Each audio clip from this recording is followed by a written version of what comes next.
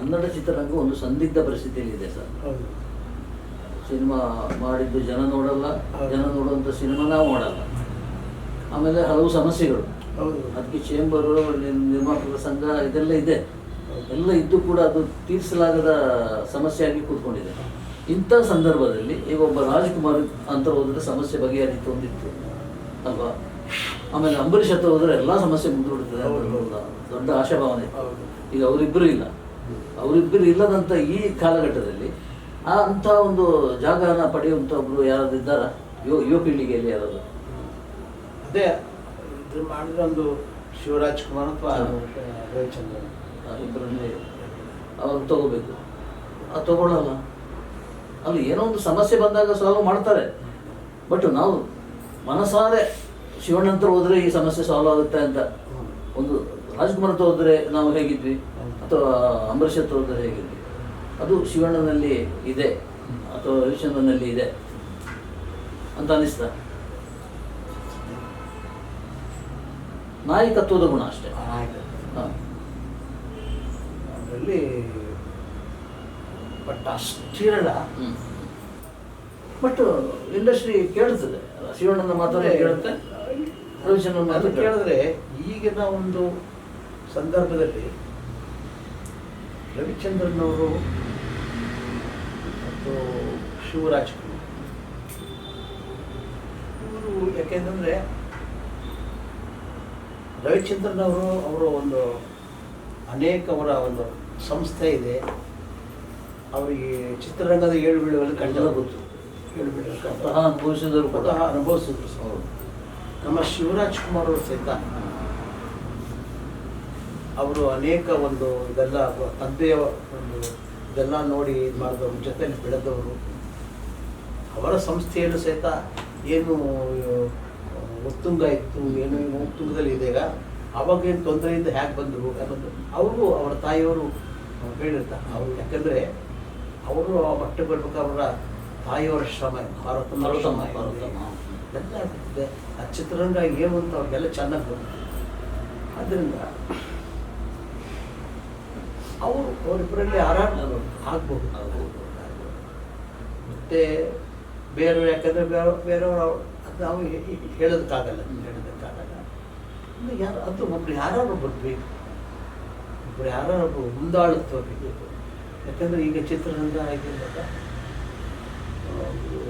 ಬಹಳ ಏನೋ ಒಂಥರ ಚಿತ್ರರಂಗಕ್ಕೆ ಥಿಯೇಟ್ರಿಗೆ ಜನನೇ ಬರ್ತಾರೆ.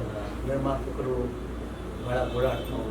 ಚಿತ್ರರಂಗ ಥಿಯೇಟ್ರಿಗೆ ಯಾರು ಜನ ಬರೋಲ್ಲ ಅಂತ ಕೆಲವು ಥಿಯೇಟ್ರೆಲ್ಲ ಮುಚ್ಚಕ್ಕೆ ಹೋಗ್ತಿದ್ದಾರೆ.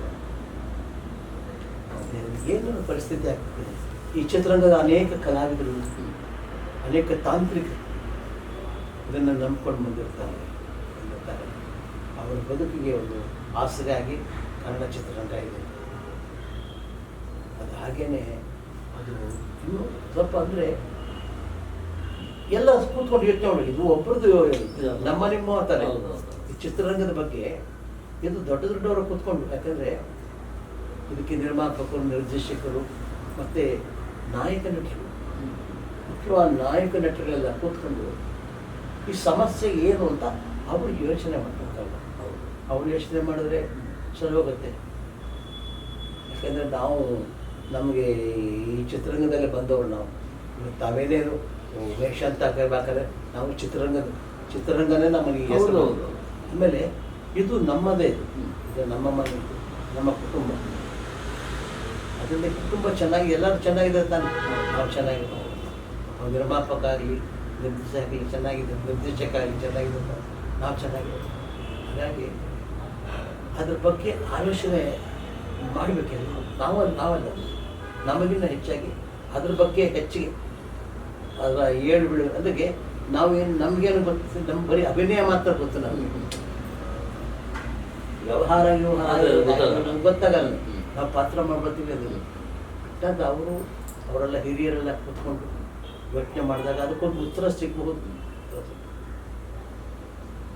ಎಸ್, ಈಗ ಭೂಮಿಗೆ ಬಂದ ಭಗವಂತ ಅಂತೇಳಿ ಸೀರಿಯಲ್ ಟೈಟ್ಲ್ ಹೇಳಿದ್ದಲ್ಲ ಶರಣ್ ರಾಜ್. ನನಗೆ ಫೋನ್ ಮಾಡಿದಾಗ ನಾನು ಆ ಭೂಮಿಗೆ ಬಂದ ಭಗವಂತನ ಮಾತಾಡಬೇಕು ಅಂತ ಹೇಳಿದ್ದೆ. ಆ ಸ್ಥಾನದಲ್ಲಿ ಇದ್ದೀರಿ ನೀವೀಗ. ಅಯ್ಯೋ ಈಗ 75 ವರ್ಷ ಅಲ್ಲ. ಸರ್ವಿಸ್ ಅಂತ ಸಾಮಾನ್ಯ ಅಲ್ಲ ಸರ್. ಅದು ನಿಮ್ಮ ವಿಶಾಲ ಹೃದಯ ಅವ್ರದ್ದು ದೊಡ್ಡ ಗುಣ. ಯಾಕೆಂದರೆ ಅವ್ರ ದೊಡ್ಡ ಗುಣ. ಯಾಕೆಂದರೆ ನಾನು ಮೊದಲಿಂದ ಹೇಳ್ತಾ ಇದ್ದೀನಿ, ನಾನು ಮೊದಲಿಂದ ಯಾವುದ್ರಲ್ಲೂ ಬೆಂದಿಲ್ಲ. ನಾನು ಬೆಂದಿಲ್ಲ. ಕಲೆಯಲ್ಲೇ ಆಗಲಿ ಇದಾಗಲೇ ಆಗಲಿ. ಯಾಕೆಂದರೆ ನಾನು ಇವತ್ತೊಂದು 900 ಚಿತ್ರಗಳ ಪಾತ್ರ ಮಾಡಿದ್ರು ಸಹಿತ ಆ ಪಿಕ್ಚರ್ ಶೂಟಿಂಗ್ ಆದ ತಕ್ಷಣ ಆ ಪಿಕ್ಚರ್ ರಿಲೀಸ್ ಆದ ಸಹಿತ ನಾನು ಹಿಂಗೆ ಮಾಡಿದ್ದೆ ಅಂತ ನಾನು ಏನು ಹೇಳಲ್ಲ, ಯಾರಿಗೂ ಹೇಳಲ್ಲ. ಆ ಪಿಕ್ಚರಲ್ಲಿ ಆದ್ಮೇಲೆ ನೀವು ಹಿಂಗೆ ಮಾಡಿದ್ರಿ, ಎಷ್ಟು ಚೆನ್ನಾಗಿ ಮಾಡಿದ್ರೆ ಹೌದಾ ಪರವಾಗಿಲ್ಲ ನಾ ಪಾತ್ರ ಚೆನ್ನಾಗಿ ಮಾಡಿದ್ರೆ ಅಂದ್ಬಿಟ್ಟು ನಾನೇನು ಮೇಲೆ ಹೋಗಲಿಲ್ಲ, ಮಾಡಲಿಲ್ಲ. ಯಾಕೆಂದರೆ ನಮಗಿನ್ನ ದೊಡ್ಡ ದೊಡ್ಡ ಕಲಾವಿದರು ಎಲ್ಲರೂ ಅವರವರ ಪಾತ್ರಗಳನ್ನ ಅವ್ರ ನ್ಯಾಯ ಒಪ್ಪಿಸಿದ್ದಾರೆ. ನಾವು ಅದಂತೆ ಮಾಡಿದ್ವಿನ ಇದರಲ್ಲಿ ನಮ್ಮದೇನು ಇಲ್ಲ, ನಾವು ನಿಮಿತ್ತ ಅಷ್ಟೇ. ನಾವು ಯಾಕೆಂದರೆ ನಮ್ಮನ್ನು ಪಾತ್ರ ಮಾಡಿಸಿದಾರಲ್ಲ ನಿರ್ಮಾಪಕರು, ಅವಕಾಶ ಕೊಟ್ಟು ನಿರ್ದೇಶಕರು ನಮಗೆ ಪಾತ್ರ ಹೀಗೆ ಇರಬೇಕು ಅಂತ ತಲೆ ತುವಿ ಮಾಡಿಸಿದಾರಲ್ಲ. ನನಗೆ ನೀವು ಈ ಮಾತೆಲ್ಲ ಕೇಳ್ತಾ ರಾಜ್ಕುಮಾರೇ ಮಾತಾಡ್ದಂಗೆ ಅನಿಸ್ತದೆ. ಅವರು ಇದನ್ನೇ ಮಾತಾಡ್ತಿದ್ರು, ನಾನು ಏನೂ ಇಲ್ಲ, ಕಲಿಯೋದು ತುಂಬ ಇದೆ. ಫ್ಯಾಕ್ಟ್ ಅದು, ಸತ್ಯ. ಇದು ಇವತ್ತ ಒಂದು ಉದಾಹರಣೆ ಹೇಳ್ತೀನಿ. ಮಹಾಕವಿ ಕಾಳಿದಾಸ ಕಾಳಿದೇವಿನ ಉಪಾಸನೆ ಮಾಡ್ಕೊಂಡು, ಹೌದಾ, ಅವನು ಮನಸ್ಸು ಮಾಡಿದರೆ ಮಹಾಕಾಳಿನ ಉಪಾಸನೆ ಮಾಡಿಕೊಂಡು ಅವನೇ ಒಂದು ರಾಜ್ಯ ಕಟ್ಬೋದಾಗಿತ್ತು, ಅವನು ಅಲ್ಲೇ ಇರ್ಬೋದಾಗಿತ್ತು. ಆದರೆ ಅವನು ಭೋಜರಾಜನ ಹತ್ರ ಕೆಲಸಕ್ಕೆ ಬಂದ ಅಲ್ವಾ. ಅವನು ಅರ್ಥ ಆಯ್ತು. ಮನಸ್ಸು ಮಾಡಿದ್ರೆ ಮಹಾರಾಜನೇ ಆಗ್ಬೋದಿತ್ತು, ಅವನೇ ಆಗ್ಬೋದಾಗಿತ್ತು. ಅವನಾಗ್ಲಿಲ್ಲ. ಅದಷ್ಟೇ. ಇದು ಬೇರೆ, ಇದು ಕಾಯಕವೇ ಬೇರೆ. ಅದನ್ನು ಇಲ್ಲಿ ಒಂದು ಆಸ್ಥಾನ ಕವಿ ಆಗೋದಕ್ಕೆ ಇಲ್ಲಿ ಸೇರ್ಕೊಂಡ್ರು. ಹಾಗೆ ನೋಡಿ ಅಂದಮೇಲೆ ಎಲ್ಲರೂ ಆಗಕ್ಕಾಗಲ್ಲ. ಎಸ್. ಸೊ 75 ವರ್ಷದ ಅನುಭವ, 80 ವರ್ಷ ನೆಕ್ಸ್ಟ್ ಇಯರ್ ಆಗ್ತಾ ಇದೆ. ದೊಡ್ಡ ರೀತಿಯಲ್ಲಿ ಒಂದು ಆಘೋಷ ಆಗಬೇಕು. ಏನು ನೋಡಿ, ನೀವೆಲ್ಲ ಪ್ರೀತಿ ತೋರಿಸಿದ ನಮ್ಮ ಪತ್ರಕರ್ತರೇ ಆಗಲಿ, ನಮ್ಮ ಕಿರುತೆರೆ ಟಿವಿಯವರೇ ಆಗಲಿ, ಪತ್ರಕರ್ತರೇ ಆಗಲಿ, ಎಲ್ಲದಕ್ಕಿಂತ ಮುಖ್ಯವಾಗಿ ನಮ್ಮ ಕಲಾವಿದರು, ನಿರ್ಮಾಪಕರು, ನಿರ್ದೇಶಕರು, ಎಲ್ಲದಕ್ಕಿಂತ ಹೆಚ್ಚು ಅಭಿಮಾನಿ ಎಲ್ಲರ ಪ್ರೇಕ್ಷಕರು, ಇವರೆಲ್ಲರ ಪ್ರೀತಿಯಿಂದ ನಮ್ಮನ್ನು ಬೆಳೆಸಿದ್ದಾರೆ. ಏನು ವಿಶ್ವರೇ ಆಗಿದ್ರೆ ಎಷ್ಟು ಚೆನ್ನಾಗಿದೆ ಅಂದರೆ ನಿಮ್ಮ ಮನಸ್ಸು ಕಾರಣ. ನಿಮ್ಮ ಕಣ್ಣು, ಒಳ್ಳೆ ಕಣ್ಣುಗಳಿಂದ ನಮ್ಮನ್ನು ನೋಡ್ತೀರಿ, ಒಳ್ಳೆ ಮನಸ್ಸಿಂದ ನೋಡ್ತೀರಿ, ಅದಕ್ಕೆ ಚೆನ್ನಾಗಿದೆ. ಅವರೆಲ್ಲ ನೀವೆಲ್ಲ ನಮ್ಮನ್ನು ಬೆಳೆಸಿದ್ರೆ ಅವನ್ನ ನಾವೇನು ಬೆಳೆಯೋಕ್ಕೆ ಸಾಧ್ಯ ಇಲ್ಲ. ಯಾಕೆಂದರೆ ಅಷ್ಟೇ ನಾನು ಅಷ್ಟೇ ಅಂತ ತಿಳ್ಕೊಂಡ್ಬಿಟ್ಟಿದ್ದೀನಿ. ಆದರೆ ಇಷ್ಟಾಗಿದ್ದಿಲ್ಲ ಅಲ್ಲ, ಅದನ್ನು ಯೋಚನೆ ಮಾಡಬೇಕು. ಎಲ್ಲೋ ಇದ್ದವ್ರು ನಾವು, ಹೇಗೋ ಇದ್ದವ್ರು ನಾವು, ಇಲ್ಲಿವರೆಗೂ ಬಂದಿದ್ದೀವಲ್ಲ ನಾವು, ಅದೇ ಒಂದು ಸಂತೋಷ ಅಲ್ವೇ, ಹೆಮ್ಮೆ ಅನ್ಸುತ್ತೆ ನಮಗೆ. ಇನ್ನೂ ನಾವು ಕೆಲವರು ಬಂದೆಲ್ಲ ಪಾಠ ಮಾಡ್ಬೇಕಾರೆ ನಮ್ಮ ಕಾಲದ ಹೇಳಿ ಸರ್ ನಿಮ್ಮ ಜೊತೆ ಪಾತ್ರ ಮಾಡ್ತೀವಿ. ಪುಣ್ಯ ಅಲ್ರಿ, ನಮ್ಮ ಪುಣ್ಯ 3ನೇ ಜನರೇಷನ್ ನಾವು ಪಾತ್ರ ಇನ್ನೂ ಉಳ್ಕೊಂಡಿದ್ದೀವಲ್ಲ, ಉಸಾಡ್ತಿದ್ದೀವಲ್ಲ, ನಮ್ಮ ಪುಣ್ಯ ಕಟ್ರಿ, ನಿಮ್ಮದೇ ಅಲ್ಲ, ನಮ್ಮ ಪುಣ್ಯ ಸಿಕ್ಕಿದ್ದು. ಯಾಕೆಂದರೆ ಯಾವುದೇ ಆಗಲಿ, ಯಾವುದೋ ಒಂದು ಶಕ್ತಿ, ಒಂದು ಸರಸ್ವತಿನೋ ಯಾವುದೋ ಒಂದು ಶಕ್ತಿ ನಮ್ಮನ್ನು ಆಡಿಸ್ತಾ ಇದೆ. ಎಲ್ಲಿವರೆಗೂ ಆಡಿಸ್ತಾಳೋ ಆಡೋಣ, ಆಮೇಲೆ ಆಡಿಸಿದ ಬೇಸರ ಮುಗಿಸಿ ಆಟ ಮುಗಿಸಿದಾಗಲೇ ಒಟ್ಟಾಗಿರ್ಬೇಕು. Sir thank you. ಇದ್ರಿಗಿಂತ ಹೆಚ್ಚು ನಾನು ಮಾತಾಡಿದ್ರೆ ನೀ ಎಲ್ಲೆಲ್ಲೋ ಹೋಗ್ತೀರಿ. ಬಟ್ ವಾಸ್ತವ ಅದು ಅಲ್ವಾ? ಎಸ್. ನಮಸ್ಕಾರ. ಭೂಷಣ, ನಮಸ್ಕಾರ.